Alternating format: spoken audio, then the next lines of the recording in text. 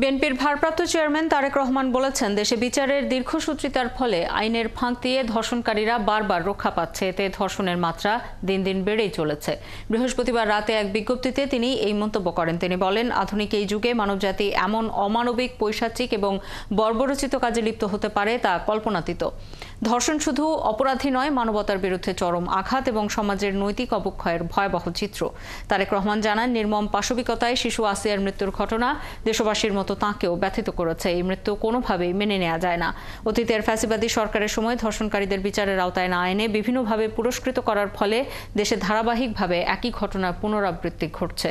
তিনি বলেন, পবিত্র রমজান মাসেও ধর্ষণ থামছে না। বিবৃতিতে বিএনপির ভারপ্রাপ্ত চেয়ারম্যান বলেন, নারী, কিশোরী ও শিশুদের প্রতি যে কোনো ধরনের সহিংসতা বা হয়রানি মানবাধিকারের সুস্পষ্ট লঙ্ঘন। তাই সরকারের সংশ্লিষ্ট কর্তৃপক্ষকে নারী ও শিশুর নিরাপত্তা ও মর্যাদা নিশ্চিত করতে দায়িত্বশীল ভূমিকা পালনের আহ্বান জানান তিনি। ভুক্তভোগী ও তাদের পরিবারের সুরক্ষায় পাশাপাশি ধর্ষকদের দ্রুত ও দৃষ্টান্তমূলক শাস্তি নিশ্চিতের তাগিদ দেন তারেক রহমান।